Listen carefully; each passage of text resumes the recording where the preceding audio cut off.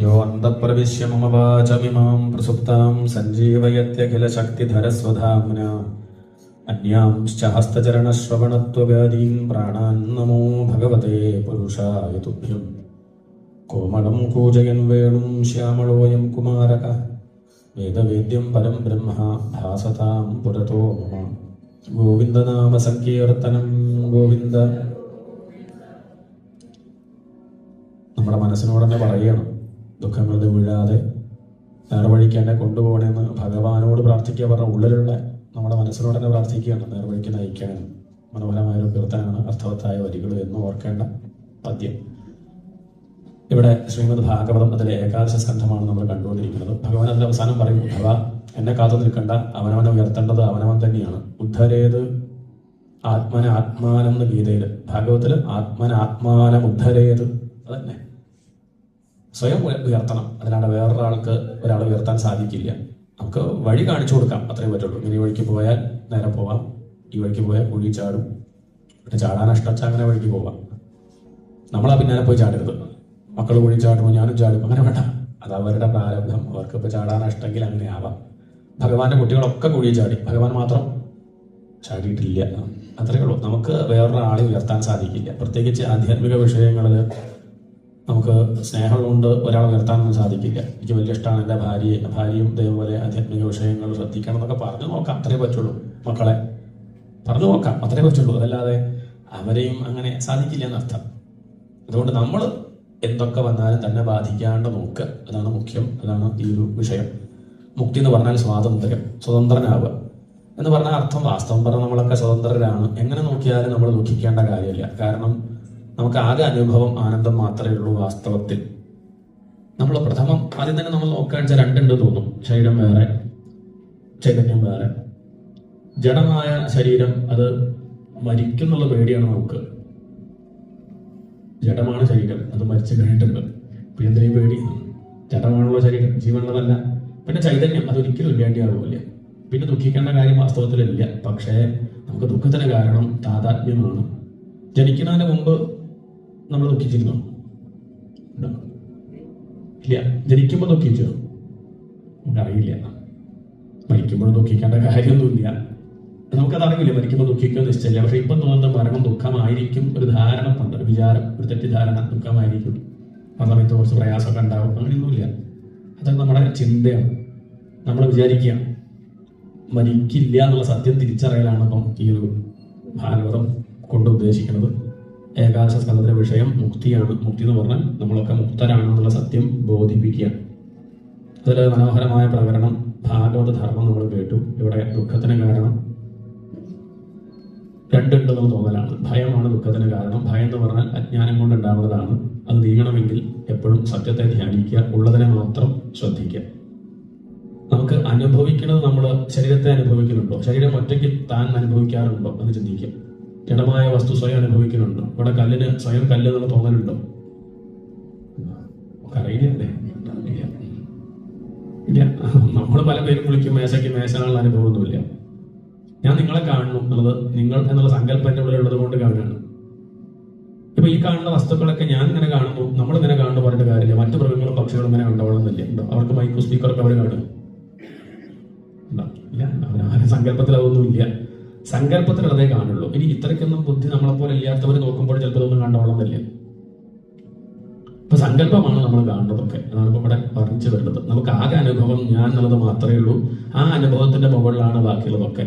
ആദ്യം അതിനൊരു അനുഭവം ഉണ്ടായി, ആകാശം. എന്താണ് ആകാശം? ബോധത്തിൽ ആദ്യത്തെ അനുഭവം ആകാശം. ആകാശം ഉണ്ടായി ചോദിച്ചാൽ ഉണ്ടായിട്ടൊന്നുമില്ല. ആകാശം എന്നൊന്ന് തോന്നി, എത്രയേ ഉള്ളൂ. ആകാശം തന്നെ നമുക്ക് മനസ്സിലാവില്ല. ആകാശത്തിലാണ് എല്ലാം. ഭൂമി എവിടെ ഇരിക്കുന്നത്? ആകാശത്തിലാണ്. എവിടെയാ ഭൂമിക്ക് അടിസ്ഥാനം? എന്താ? എവിടെ ഭൂമി നിൽക്കുന്നത്? സ്പേസിൽ എവിടെയാ? സാങ്കല്പിക അച്ചുതണ്ടിൽ. എന്താണ്? അത്രയേ ഉള്ളൂ. മുകളിലേക്കും താഴത്തേക്കും പോയാൽ എവിടെ തെറ്റെത്തും? അറ്റം കാണാൻ പറ്റും ആകാശത്തിന്റെ.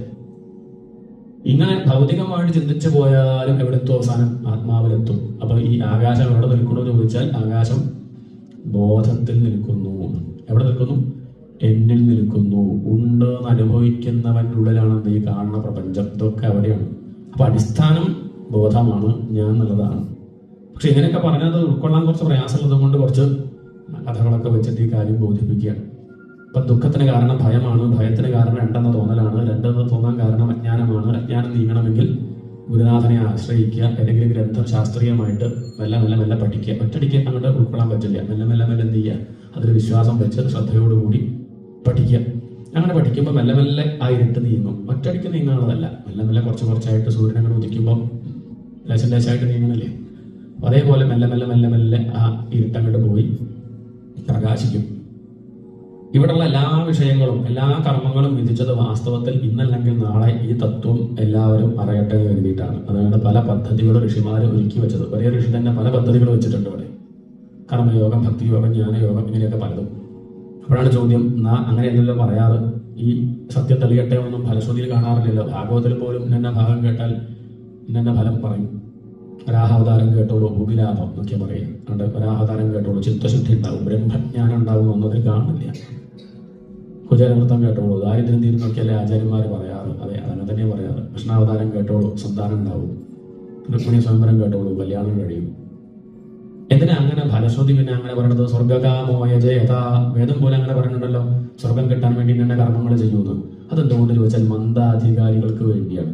ഈ ലോകത്ത് അധികം പേരും അജ്ഞാനികളാണ്. എന്താണ്? അതെ, അവർക്ക് അങ്ങനെ ഉദാത്തമായ മനസ്സോ അല്ലെങ്കിൽ ഉയർന്ന ചിന്തയൊന്നും അധികം പേർക്കും ഉണ്ടാവില്ല. അങ്ങനെയുള്ള സാധാരണക്കാർക്ക് ആനന്ദം വേണമെന്ന് അവർക്ക് തോന്നില്ല. പക്ഷെ കൃപയുള്ള ഋഷീശ്വരന്മാർക്ക് തോന്നുകയാണെന്ന് ഇവരിങ്ങനെ നശിച്ചാൽ വയ്യ, നേരെ ആവട്ടെ കരുതി എന്ത് ചെയ്യുന്നു, സൽക്കർമ്മങ്ങൾ ചെയ്യാൻ പ്രേരിപ്പിക്കാൻ വേണ്ടി എന്ത് പറയും, ഇന്നത് തരാം, അത് കിട്ടും, ഇത് കിട്ടും എന്നൊക്കെ പറയും. കുട്ടികൾ നല്ല രീതിയിൽ മുട്ടായി കൊടുക്കാറില്ലേ? ഇല്ലേ? ഇല്ല. ഇതിനകത്ത് മുട്ടായി കിട്ടാൻ വേണ്ടിയിട്ടാണ്, കുട്ടികൾ മുട്ടായി കിട്ടാൻ വേണ്ടി ചെയ്യുക. പക്ഷെ അതൊന്നും നേരാവണ്ണം ആവട്ടെ കരുതിയിട്ടാണ് സൽക്കർമ്മങ്ങൾ. മുത്തശ്ശിയോട് ഗുഡ് മോർണിംഗ് പറഞ്ഞാൽ മുട്ടായി തരാം, മുത്തശ്ശിയോട് നമസ്കരിച്ചാൽ മുട്ടായി തരാം, മൊബൈൽ താഴെ വെച്ചാൽ എന്നൊക്കെ പറയുന്നത്. നമുക്കത് മൊബൈൽ താഴെ വെച്ചാൽ നമുക്ക് ലാഭം ഉണ്ടായിട്ടല്ല, അത് തന്നെയാണ് ഭാവിയിലെ ലാഭം. ഇതിന്റെ പിന്നാലെ ഓടിയിട്ട് ദുഃഖിക്കേണ്ടി വരും ഭാവിയിൽ. അതന്നെ ഡിജിറ്റൽ ലഹരി എന്ന് പറയുന്നത്. ഇപ്പം അത് വേറൊരു ലഹരിയാണ്. അത് കാരണം മനസ്സ് ഇടുങ്ങി പോകും, ചിന്തിക്കാനുള്ള ശേഷി നഷ്ടപ്പെടും, ഭാവിയിൽ ദുഃഖിക്കേണ്ടി വരും. അത് വേണ്ട കരുതിയിട്ടാണ് എന്ത് ചെയ്യുന്നത്. അപ്പൊ മുട്ടായി കൊടുക്കാന്നുള്ളതല്ല എന്ത് ഫലം. ഫലം എന്താ വെച്ചാൽ അതിന് ശാന്തി ഭാവിയിൽ ഉണ്ടാവണം. ഇതുപോലെ നമുക്ക് സ്വർഗം തരലല്ല ഋഷിമാരുടെ ഉദ്ദേശം. നമ്മൾ ഈ സൽക്കർമ്മങ്ങളൊക്കെ ചെയ്ത് ചിത്തശുദ്ധമായാൽ ഈ ആനന്ദം അനുഭവിക്കാൻ പറ്റും, അതാണ് ഉദ്ദേശം. പക്ഷെ അങ്ങനെ ആനന്ദം കിട്ടുമെന്ന് പറഞ്ഞാൽ ആരും ചെയ്യാറില്ല. ആനന്ദമൊന്നും വേണ്ട, തൽക്കാലം കല്യാണം കഴിയണം, ഒരു കുട്ടി ഉണ്ടാവണം, അത്യാവശ്യം തിരക്കുള്ളൊരു ജോലി വേണം, പിന്നെ ഒരു 3 BHK, അതല്ലാതെ നമുക്ക് ഇപ്പം അതിനപ്പുറമൊന്നും അങ്ങനെ ചിന്തയില്ല. അതുകൊണ്ട് എന്ത് പറയും, ഇന്ന കാര്യങ്ങൾ ചെയ്തോളൂ. കുട്ടിക്ക് ശ്വാസം മുട്ടലുണ്ട്, അത് മാറാൻ വേണ്ടി അമ്മ കഷായം കൊടുക്കും, പക്ഷെ കുട്ടി കുടിക്കില്ല. അപ്പൊ അമ്മ പറയും കഷായം കുടിച്ചാൽ ഇത് തരാം, കൽക്കണ്ടം തരാം, അല്ലെങ്കിൽ മിഠായി തരാം എന്ന് പറഞ്ഞാൽ കുട്ടി എന്ത് ചെയ്യും, കഷായം കുടിക്കും. കുട്ടിയോട് ചോദിച്ചപ്പോൾ എന്താ കഷായം കുടിച്ചാൽ ഫലം, കുട്ടി പറയാം ചോക്ലേറ്റ് കിട്ടുന്ന, മിഠായി കിട്ടുന്ന കുട്ടി പറയാം. അമ്മയോട് ചോദിച്ചപ്പോൾ എന്തിനാ കഷായം കൊടുക്കണമെന്ന് അമ്മ പറയും രോഗം മാറാൻ. ഇതുപോലെ നമ്മൾ ഭാഗവതം വന്ന് കേൾക്കണു, നമ്മളോട് ചോദിച്ചാൽ നമ്മൾ പല കാരണമാണ് പറയാം. എന്തിനാ ഭാഗവതം കേൾക്കുന്നു പറഞ്ഞാൽ മകളുടെ കല്യാണം കഴിഞ്ഞില്ല അതിന് കേൾക്കുക എന്നാൽ നമ്മൾ പറയാം, അല്ലെങ്കിൽ കുട്ടിയായിട്ടില്ല, അല്ലെങ്കിൽ വേറെ കുട്ടിയായിട്ടില്ല എന്നൊക്കെ നമ്മൾ പറയണ്ടേ, ആയിക്കോട്ടെ, നമ്മളെന്തോ പറയട്ടെ. ഭഗവാനോട് ചോദിച്ചു എന്തിനാ അപ്പൊ അവരെ കൊണ്ടിരുത്തി കേൾപ്പിച്ചത്? ഭഗവാൻ പറയും സംസാര രോഗം തീരാൻ, അവരുള്ളിലെ അജ്ഞാനമുണ്ട് അതങ്ങോട്ട് തീരാനാണ് കൊണ്ടിരുത്തിയത് എന്ന് കരുതി കല്യാണം കഴിയില്ല പറഞ്ഞിട്ടില്ല, കുട്ടി ഉണ്ടാവില്ല പറഞ്ഞിട്ടില്ല. കാരണം ആ അമ്മ കഷായം കഴിഞ്ഞാൽ കൊടുക്കാറുണ്ട്, മിഠായി കൊടുക്കും, അത്രയേ ഉള്ളൂ. ഇതുപോലെ സ്വർഗം കിട്ടില്ല എന്ന് പറഞ്ഞിട്ടില്ല, കിട്ടും. പക്ഷേ സ്വർഗം പോലും തുച്ഛമാണെന്ന് ഇത് ശ്രദ്ധിച്ച് കേൾക്കുന്നവന് മനസ്സിലാവും. ഭാഗവതം ശ്രദ്ധിച്ച് കേൾക്കുന്നവർക്ക് കല്യാണം കഴിഞ്ഞാലും സമാധാനം ഉണ്ടാവില്ല എന്നുള്ളത് കല്യാണം കഴിയാണ്ട് തന്നെ മനസ്സിലാവും. ഇതാണ് ചെറിയ കല്യാണം കഴിച്ചവരുടെ എത്ര കഥ അങ്ങനെ കേൾക്കുന്നത്. നമ്മൾ കുട്ടി ഉണ്ടായാലും സമാധാനം ഉണ്ടാവില്ല എന്നുള്ള കാര്യം ഭാഗവതം കേട്ടാൽ കുട്ടി ഉണ്ടാവുന്നതിന് മുമ്പ് തന്നെ മനസ്സിലാവും. പിന്നെ കുട്ടി ഉണ്ടായിച്ചിട്ട് കുഴപ്പമൊന്നുമില്ല എന്ന് മനസ്സിലാവില്ല. അതുകൊണ്ട് കല്യാണം കഴിച്ചാലും സാരമൊന്നുമില്ല, അതുകൊണ്ട് കഴിക്കാൻ ശേഷമൊന്നല്ല, അതൊന്നുമല്ല വിഷയം. കല്യാണം കഴിയലോ കല്യാണം കഴിക്കാണ്ടിരിക്കലോ കുട്ടി ഉണ്ടാവലോ കുട്ടി ഇല്ലാണ്ടാവലോ ഇതൊന്നുമല്ല കഥ. അജ്ഞാനം നീങ്ങിയാൽ ദുഃഖമില്ലാണ്ടിരിക്കും എന്നുള്ള സത്യം മെല്ലെ മെല്ലെ മെല്ലെ ബോധ്യാവും. അതിനാണ് ശരിക്കും പറഞ്ഞാൽ ഈ ഒരു കർമ്മങ്ങളൊക്കെ വിധിച്ചത്. ചിത്തസ്യ ശുദ്ധയെ കർമാനതു വസ്തുപലബ്ധയെ, ചിത്തശുദ്ധിക്കായിട്ടാണ് കർമ്മം വിധിച്ചത്, വസ്തുക്കൾ കിട്ടാനല്ല. രോചനാർത്ഥ ഫലശ്രുതി, ഫലശ്രുതി പറയുന്നത് രുചി ഉണ്ടാവാനാണ്. നമ്മൾ ആ സത്യത്തെ അറിയാൻ വേണ്ടി കർമ്മം ചെയ്യുന്നില്ല, അവർക്കറിയാം. ഇപ്പൊ സത്യം എന്നുള്ളതിന് സ്ഥാനത്ത് എന്ത് ചെയ്യും, ചില എന്തെങ്കിലും നേട്ടങ്ങൾ വയ്ക്കും, അപ്പോൾ നമ്മൾ കർമ്മം ചെയ്യും. കർമ്മം ചെയ്ത് കുറച്ചങ്ങനെ കഴിയുമ്പോൾ നമുക്ക് എന്ത് മനസ്സിലാവും, കർമ്മം ചെയ്യുന്നതൊക്കെ സത്യത്തിന് വേണ്ടിയിട്ടാണ് കേട്ടോ എന്ന് എപ്പോഴെങ്കിലും തെളിയും. വേണ്ടതുപോലെയാണ് കർമ്മം ചെയ്യുന്നതെങ്കിൽ അതിനാണ് ഫലശ്രുതി പറയുന്നത് എന്ന് സൂചിപ്പിച്ചു. പിന്നെ നരനാരായണ അവതാരത്തിന്റെ മഹത്വം എന്ന് പറഞ്ഞു. കാമത്തെയും ക്രോധത്തെയും ജയിച്ച അവതാരമാണ്. ഈ ലോകത്ത് ജയിക്കാൻ ഏറ്റവും പ്രയാസം കാമവും ക്രോധവുമാണ്. നരനാരായണ മഹർഷി കാമത്തെയും ക്രോധത്തെയും ജയിച്ചു. അവർ തപസ് ചെയ്തുകൊണ്ടിരിക്കുന്ന സമയത്ത് അപ്സര സ്ത്രീകൾ വന്ന് നൃത്തം വെച്ചു. അതിലൊന്നും അവർ ഭ്രമിച്ചില്ല. അപ്പൊ അപ്സര സ്ത്രീകൾ തോന്നി ഇവർക്ക് എന്തായാലും കാമല്ല, ഇപ്പൊ ക്രോധം വന്നാലോ കരുതി അവര് ശബ്ദം ഉണ്ടാക്കാണ്ട് പേടിച്ച് മെല്ലെ പോകാനായിട്ട് ഒരുങ്ങി. നരനാരായണ മഹർഷി കണ്ടു തുറന്നു. അവർ ശപിക്കുമെന്ന് പേടിച്ചു. പക്ഷെ പുഞ്ചിരിച്ചും കൊണ്ട് അടുത്തേക്ക് വിളിച്ചു, ഇങ്ങോട്ട് വരും, എന്തായാലും എത്ര നേരം നൃത്തം വെച്ചതല്ലേ, ഇഡ്ഡലി കഴിച്ച് പോയിക്കോളൂ, എന്തായാലും ക്ഷീണമായി ഉണ്ടാവും എന്ന് പറഞ്ഞ് അവർ അവിടെ എത്തി. ഒരു ദേഷ്യമില്ല, തങ്ങളുടെ തപസ്സില്ലേണ്ടേക്കാൻ വന്നവരാ. പക്ഷെ അവരോട് എന്തില്ല, അവരോട് ദേഷ്യമില്ല. ആ പ്രലോഭനങ്ങളിൽ ഇവർ വീണില്ല. ആ നരനാരായണ മഹർഷി തന്റെ തുടക്കടിച്ച സമയത്ത് അതിൽ നിന്ന് കുറച്ച് സ്ത്രീകളുണ്ടായി. അവര് ഭക്ഷണമൊക്കെ വിളമ്പി കൊടുത്തു. ആ സുന്ദരികളെ കണ്ട സമയത്ത് മറ്റേ സുന്ദരികൾക്ക് ലജ്ജ തോന്നി. ദേവന്മാരെ പറഞ്ഞയച്ച ആ സുന്ദരികൾക്ക്, അപ്സര സ്ത്രീകൾക്ക് നരനാരായണ മഹർഷിയുടെ ആ തുടക്കടിച്ച സമയത്തുണ്ടായ സ്ത്രീകളെ കണ്ടപ്പോൾ ലജ്ജ. കാരണം കഷ്ടം, ഇത്രയും സുന്ദരികളായിട്ടുള്ള ഇവരിവിടെ ഉണ്ടാകുമ്പോഴാണ് നമ്മളിവിടെ വന്നിട്ട് നൃത്തം വെച്ച് ഇയാളെ വീഴ്ത്താൻ നോക്കണത്.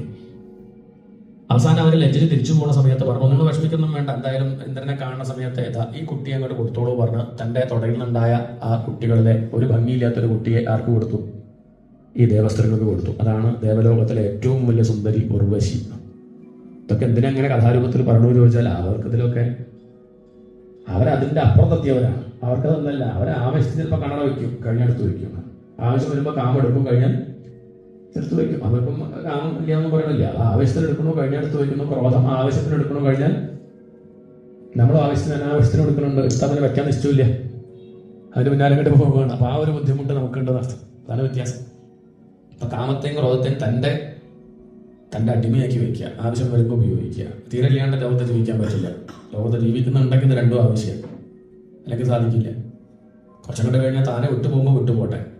അതാണ് കാമത്തെയും ക്രോധത്തെയും ജയിക്കണം എന്ന് കാണിക്കാനാണ് ഇവിടെ ആ നരനാരായണ മഹർഷിയുടെ അവതാരമാണ് മാതൃകയാക്കാൻ പറയുന്നത്. മറ്റവതാരങ്ങൾ പലതും ഉണ്ടെങ്കിൽ ഇതാണ് ഇപ്പം നമുക്ക് മാതൃക. ഏകാദശം പഠിക്കുമ്പോൾ അതാണ് മാതൃക, കാമത്തെയും ക്രോധത്തെയും ജയിക്കുക.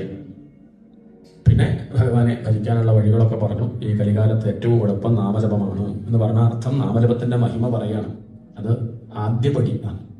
ഒന്നുമില്ല, ശാസ്ത്രം പഠിക്കാൻ വയ്യ, അതൊന്ന് ശ്രദ്ധിച്ച് കേൾക്കുമ്പോൾ ഉറക്കം വരികയാണെന്നുണ്ടെങ്കിൽ നാമം ജപിച്ചോളൂ. എന്താണ്? അത്രയേ ഉള്ളൂ. നാമജപം മാത്രമാണെന്നുള്ളതല്ല. നാമം ജപിച്ച് ഹൃദയമൊക്കെ ഒന്ന് ഒതുങ്ങിക്കഴിഞ്ഞാൽ എന്ത് ചെയ്യുക? തത്വവിചാരം ചെയ്യുക. ഇല്ല, പറ്റണില്ല, എന്നാൽ നാമം തുറന്നോളൂ. തത്വവിചാരം ചെയ്യാൻ പറ്റണില്ലെങ്കിൽ നാമം തന്നെ തുടർന്നോളൂ. എനിക്കങ്ങനെ ഇരുന്ന് നാമം ജപിച്ചാൽ ഞാൻ ഉറങ്ങിപ്പോകും, നന്നൊന്ന് നാമം ജപിച്ചോളൂ. അല്ലെങ്കിൽ ഡാൻസ് കളിച്ച് നാമം ജപിച്ചോളൂ. അങ്ങനെയുണ്ട്, അങ്ങനെയുള്ള പദ്ധതിയൊക്കെ ഉണ്ട്. ഹരേ കൃഷ്ണ ഹരേ കൃഷ്ണ എന്ന് പറഞ്ഞാൽ ആയിക്കോട്ടെ, ഒന്നും തെറ്റല്ല. ഹരേ ഭാഗത്തിരുന്ന് ഉറങ്ങിപ്പോയെങ്കിൽ ആയിക്കോട്ടെ. ഇതൊന്നും കൊണ്ട് എങ്ങനെയാണോ ഹൃദയം ശുദ്ധമാവുക ആ പദ്ധതിക്ക് ആവാം. പക്ഷെ മെല്ലെ മെല്ലെ മെല്ലെ മെല്ലെ എവിടേക്ക് എത്തണം? ഈ തത്വവിചാരം ഇല്ലാതെ ദുഃഖം നീങ്ങില്ല, അതിനൊരു സംശയവുമില്ല. തത്വവിചാരം ചെയ്യാതെ ദുഃഖം നീങ്ങില്ല. ഈ നാമജപവും നമ്മുടെ നമസ്കാരവും മറ്റുള്ള കർമ്മങ്ങളൊക്കെ ഇന്നല്ലെങ്കിൽ നാളെ എവിടേക്ക് എത്തിക്കും? ഇങ്ങനെ വിചാരം ചെയ്യാനുള്ള ഒരു പക്വത നമുക്ക് ഉണ്ടാക്കുമെങ്കിൽ നല്ലത്. അങ്ങനെ ആ ഒരു നാമജപത്തിന്റെ പ്രാധാന്യം എടുത്തു പറഞ്ഞുകൊണ്ട് ആ ഭാഗവതധർമ്മം എന്ന പ്രകരണം അവിടെ സമർപ്പിച്ചു. പിന്നീട് 6-ാമത്തെ അധ്യായത്തിൽ ബ്രഹ്മാദി ദേവന്മാർ വന്ന് ഭഗവാനെ നമസ്കരിച്ചു, സ്തുതിച്ചു. അങ്ങ് ഭൂമിയുടെ ഭാരം തീർക്കാൻ വന്നു, ഏറെക്കുറെ തീർന്നില്ലേ, തിരിച്ചു വരില്ലേ ചോദിക്കുകയാണ്. ഭഗവാൻ പറഞ്ഞു, കുറേയൊക്കെ തീർന്നു, ഇപ്പം ബാക്കി എൻ്റെ മക്കൾ തന്നെയാണ്. അതുകൊണ്ട് അവരെ മറ്റുള്ളവർക്ക് തീർക്കാൻ പറ്റില്ല, കാരണം എൻ്റെ മക്കളല്ലേ, അതുകൊണ്ട് ഞാൻ തന്നെ തീർത്തിട്ട് വരാം. ഭഗവാൻ അതൊരു മടിയില്ല, തൻ്റെ തീർക്കാനും മടിയില്ല. കാരണം ഇതൊക്കെ ഇല്ലാത്തതെന്ന് ഭഗവാൻ അറിയാം. അപ്പൊ നന്നായി അഭിനയിക്കുക. ഇല്ലാത്തതെന്ന് അറിഞ്ഞുകൊണ്ട് നമ്മൾ അഭിനയിക്കാറില്ലേ? ഇല്ലേ? ഇല്ലാത്തതെന്ന് പറഞ്ഞിട്ടും അഭിനയിക്കാറുണ്ട്. ഇതുപോലെ ഇതൊക്കെ ഇല്ലാത്തതാണെന്ന് അറിഞ്ഞുകൊണ്ട് നന്നായി അഭിനയിക്കുക. ഭഗവാൻ അതാ ചെയ്യുന്നത്, നന്നായി അഭിനയിക്കുന്നു. തൻ്റെ കുട്ടികളെ കൂടി ഇല്ലാണ്ടാക്കി വരാം എന്ന് പറയുന്നു. ദേവന്മാരൊക്കെ സന്തോഷത്തോടു കൂടി തിരിച്ചു പോകുന്നു. ഭഗവാൻ അധികം വൈകാതെ തിരിച്ചു വരും. തൻ്റെ കുട്ടികളെയും പേരക്കുട്ടികളെയും അടുത്തേക്ക് വിളിച്ച് ഭഗവാൻ പറഞ്ഞു, ഇനിയുള്ള കാലം അത്ര നല്ല കാലമല്ല, അതുകൊണ്ട് സൽക്കർമ്മങ്ങളൊക്കെ ചെയ്യുക, ഈശ്വരവിചാരത്തോടു കൂടി ഇരിക്കുക. കാരണം എന്താ പറയേണ്ടത് പറഞ്ഞു, അത്രേ പറ്റുള്ളൂ. തട്ടിയിട്ട കാര്യം അവിടെ പോയി അവർ വേറെ വാങ്ങിക്കുടിക്കില്ലെന്ന് അറിയുമോ? അവർക്ക് അങ്ങനെ ഒരു വാസന ഉണ്ടെങ്കിൽ നിവൃത്തില്ല. ആവട്ടെ, പറയേണ്ടത് പറഞ്ഞു. ആ കൃതാർത്ഥത ഭഗവാനുണ്ട്. നമുക്ക് അങ്ങനെയുണ്ട്, പറയേണ്ടതൊക്കെ പറയാം. ഇപ്പൊ 7 ദിവസം ഞാൻ ഇവിടെ എന്ത് ചെയ്തു പറഞ്ഞിട്ട് വായി അങ്ങനെ നേരെയാക്കിയോ? ഞാൻ നേരെ വാനിലേക്ക് പറ്റുള്ളൂ. പക്ഷെ ഒരു കൃതാർത്ഥത പറയേണ്ടതൊക്കെ കുറേ സമയത്തിനനുസരിച്ച് ഒപ്പിച്ച് പറഞ്ഞു. ഒരു കൃതാർത്ഥത അത്രയും പറ്റുള്ളൂ. അതല്ലാതെ ആരെയും നേരെയാക്കാൻ ആർക്കും സാധിക്കില്ല. അവനവനെ നേരെയാക്കാം മെല്ലെ മെല്ലെ മെല്ലെ. അതുകൊണ്ട് ഞാനീ പറയുന്നതൊക്കെ നിങ്ങളോട് പറയാനുള്ള മട്ടിലല്ലേ, ഞാൻ എന്നോട് തന്നെ പറയുകയാണ്. എന്താണ്? തളരാതെ മനമേ എന്ന് സ്വയം പറയാം, അത്രയേ ഉള്ളൂ. അതല്ലാതെ മറ്റുള്ളവരെന്ന് പറയാം, സ്വയം പറയാം. ആ പറയുമ്പോൾ നിങ്ങളൊക്കെ ഒന്ന് കേൾക്കണം, പക്ഷെ ഉറക്കെ പറഞ്ഞുകൊണ്ട് എന്ന് കൂട്ടിയാൽ മതി. ഏതായാലും ഇവിടെ അങ്ങനെ ഭഗവാൻ പറഞ്ഞിട്ട് പോലും അവരാരും കേട്ടില്ല. അവർ മദ്യവുമായിട്ട് പോയി അവിടത്തെ പേരിന് പിതൃകർമ്മങ്ങൾ ചെയ്തു വരുത്തി. ശ്രദ്ധ മുഴുവൻ എവിടെയാണ്? മദ്യം സേവിക്കണം എന്നുള്ള വിചാരം. ആ മദ്യം സേവിച്ചു, പരസ്പരം തല്ലി മരിക്കുകയാണ് അവർ. പഴയ കാര്യങ്ങളൊക്കെ എടുത്തു പറഞ്ഞു, ബോധം പോയി, എന്തെങ്കിലുമൊക്കെ എടുത്തു പറഞ്ഞ തർക്കമായി, ഗൗരവം മനസ്സിലാവാതെയായി, അടിച്ചാൽ വീഴുന്നോ മരിക്കുന്നോ നിശ്ചയില്ലാതെയായി, കയ്യിലുള്ള ആയുധങ്ങൾ പോയ സമയത്ത് ഏലകപ്പുലുകളെടുത്ത് പരസ്പരം വെട്ടി അവർ വീഴുന്നു. എല്ലാവരും ഭഗവാനെ വിട്ട് പ്രഭാസത്തിലേക്ക് പോയപ്പോൾ ഒരാൾ മാത്രം ഭഗവാനടുത്തേക്ക് ഓടി വരികയാണ്. ഒഴുക്കിന് എതിരെ നീന്താണ് ഒരാൾ, ഉദ്ധവൻ. ഉദ്ധവൻ മനസ്സിലായി ഇത് ഭഗവാന്റെ നാടകമാണ്. ഓടി വന്നു ഭഗവാന്റെ കാൽക്കൽ വീണ് നമസ്കരിച്ചു. എനിക്ക് മനസ്സിലാവുന്നുണ്ട് അങ്ങ് താ പോവാറായി എന്നുള്ള കാര്യം.